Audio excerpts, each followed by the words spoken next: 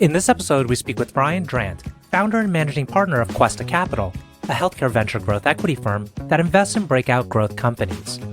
Ryan was recognized by GrowthCap as a top 25 healthcare investor of 2022. He has been actively investing in healthcare since 1996. Ryan specializes in the medical device, healthcare services, healthcare technology, and specialty pharma sectors. During his investment career, he has served on 42 boards of directors and has overseen the deployment of $1 billion in equity capital. Ryan's key investments include PocketHealth, Avive, and Bicycle Health. I'm your host, RJ Lumba. We hope you enjoy the show. RJ Lumba is the managing partner of GrowthCap and the executive chairman of Market Insight Media. He is the host of Growth Investor, a podcast featuring today's best investors, executives, and founders. In the minutes ahead, we'll uncover insights and strategies for accelerating growth and succeeding in business. Ryan, thank you so much for taking the time to chat with us today. It's a delight to be with you. Something really unique I saw in your background that you've served on 46 boards, and that's quite a number. And I can only imagine there's folks that maybe they're on boards, but they don't have the experience over time and the various dynamics that occur while on a board to really maybe provide the most value to the boards that they sit on. One question I had for you was, how has your approach to being a board member evolve over time? RJ, thanks for having me this morning. Let's see, on the board, I've been doing this for a while. So I have been on a number of boards over time. And, I think my approach has probably mellowed a little bit over time, which is that I'm trying to be a little more selective about when I make comments or input and really wait for the things that count. I'm a big believer that a board meeting should not run longer than 3 or 4 hours at an absolute maximum. And so what that means to me is that every moment in that board meeting is incredibly precious. And so sort of talking for the sake of talking can be pretty detrimental to the flow of the meeting and to actually getting things done. So I try and be pretty selective. I think also just managing the dynamic of the meeting, facilitating other people's involvement. If you know that somebody's got a particular strength or particular area of expertise that they want to add, trying to sort of draw them out into that. And so trying to play a little bit of a facilitator function, I think, can also be valuable, depending on the size of the board. I think we certainly see it all as companies raise more capital. If they do significant venture rounds, the size of the board tends to grow. And so that requires a little bit more management than your more classic kind of 5-person board for a Series A or Series B company. I'd like to go into the breadth and depth of your experience in the healthcare industry. You were at NEA for close to 2 decades, and you were there during a span of time where you saw tremendous growth. And I'd like to break this up into your time in that phase, mid-90s to 2015, and then we'll head into Questa. But could you tell us a little bit about what you saw in the healthcare industry, and particularly investing into the healthcare industry during that span of time? When I was in my mid-20s, I joined NEA. It was definitely a different world. The total assets under management at NEA at that time were about $750 million, which is just a small fraction of one of their funds today. And venture capital was not something you really heard about in the mainstream media. You didn't read about venture capital firms or deals in the Wall Street Journal like you do today. In fact, a quick anecdote, which is when I was interviewing with NEA, I called a good friend of mine who worked at J.H. Whitney, now Whitney and Company. And I asked him to ask his senior partners for a reference on NEA. And he called me back and he said they've never heard of them. But that was the industry back then. So I think the thing that has changed the most in healthcare investing is just the scale of private capital that companies can now access. When I joined the business in the mid-90s, it was really doing a couple of private rounds, trying to make some progress and hoping that there would be an IPO market to allow you to raise enough capital to kind of finish the job. And there was an IPO market for pre-commercial companies. In there, I'm talking largely about biotech and medical devices. But private rounds were rarely more than 10, 15, maybe $20 million back in the late 90s. And so the huge change today is that, for a lot of these companies, the IPO market, while it may be attractive and lower cost capital, is less of a requirement because the scale of capital that's available in the private markets has just gone up so significantly. So I think that's been a major, major change that I've seen. Hmm. And it sounds like at Questa, you're focused on kind of three main categories within healthcare. Were those categories as much of a focus while you were at NEA, or did they kind of come about because you saw shifts happening in overall healthcare technology? So the areas that we've decided to focus on at Questa are really the three areas where I had a primary focus during my time at NEA. And that's healthcare software, tech-enabled services, and then medical devices, where I did a lot of my investing. We had a very significant biotech investment practice at NEA, really one of the leaders in the industry. And for a period of time where I was running the healthcare group, that reported to me, but I was never a biotech investor. We had a very talented team of biotech specialists who really managed that investing practice for us. And so when I went to set up Questa, I had sort of decided that biotech was a pretty separate world and it had pretty separate investment attributes from the rest of healthcare. The capital requirements are significantly larger in most cases. The risk profile is different. It's hard to eliminate risk out of some of these companies really until they run a phase 3 trial, which can be 5, 8, 10 years into their life cycle. And accessing the public markets has become a really critical element for biotech companies. And so we just decided that given the scale that we were planning to invest in at Questa, we consider ourselves sort of a boutique. Our first fund was 200 million.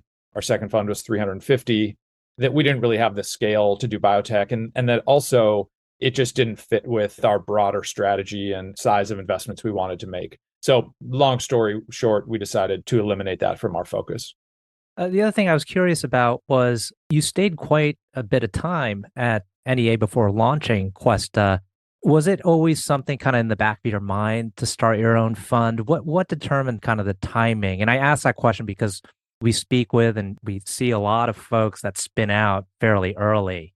And so it seemed like maybe you took a little bit more time. I'd say it was always somewhere in the sort of distant recesses of my mind. But I had an incredible career at NEA, and I was very bought in and committed to helping build that firm from the 750 million AUM when I joined to nearly 20 billion when I left. But I think 20 years is probably enough to do any job. And I was also fortunate. I attracted and mentored an incredible group of younger partners at NEA. And frankly, when I left in 2015, they were ready to take over. And so Mohammed Maksumi, who runs the healthcare group now, is a great friend and was a fantastic partner for years and years. And so, clearing the path for some others to do their thing while I started something new was very appealing. And as you were beginning Questa and thinking through what you want the firm to become, what were some of the key attributes or key aspects to kind of running your own firm that you wanted to really live out? One was we wanted to run a pretty concentrated portfolio. I guess our belief is that in order to provide the most benefit, we really want to keep our portfolio down to 10 or 12 companies per fund. And that way, each of the senior partners at our firm can have an ongoing relationship with every portfolio company. They can get our time directly. And then also on the flip side, when we do have a significant outcome in terms of a positive return, it really impacts the fund in a material way. If you're putting 2 or 3% of your fund into a portfolio company, even if you do 10x, it's hard to move the needle. Whereas if we've got something more like 10%, we can really impact the fund in a material way. So, that was one. Two was we really wanted to focus on high growth companies, but that were not kind of first money in. So, we consider ourselves what we call an influential minority investor. Very, very rarely are we in a majority position. We're typically shooting to own 20 to 30, maybe a little bit more percent of the company, but be very engaged. We've got multiple board seats, at least one at every company, but multiple at some, and really be the entrepreneur's partner in terms of scaling the company. And so that's really the sort of drive that got us to form Questa. And firms have varying degrees of ways they assist their portfolio companies. What would you kind of highlight about Questa? How may it be different than other firms and their approach to their portfolio companies? I think we see ourselves as valued advisors and resources to our portfolio.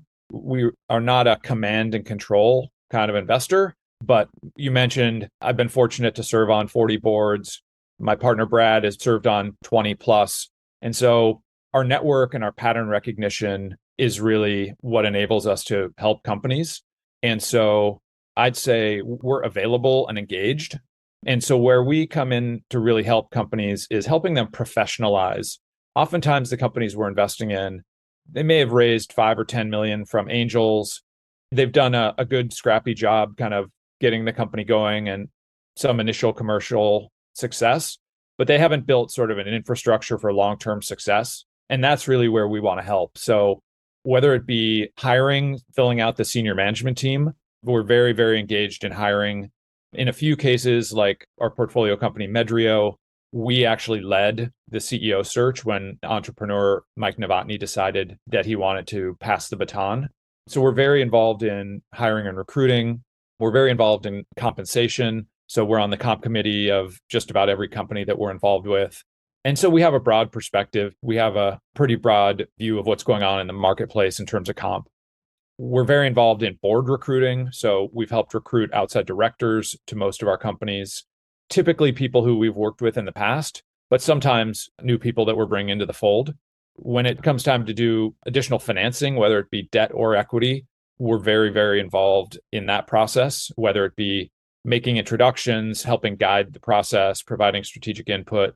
And then when it comes time to deal with what I'll call the strategic side of the equation, whether it be investment bankers, M&A advisors, strategic acquirers, we're very well connected in that arena. And so we can facilitate all of those as well. What we don't do is employ an army of operating partners who descend on the company.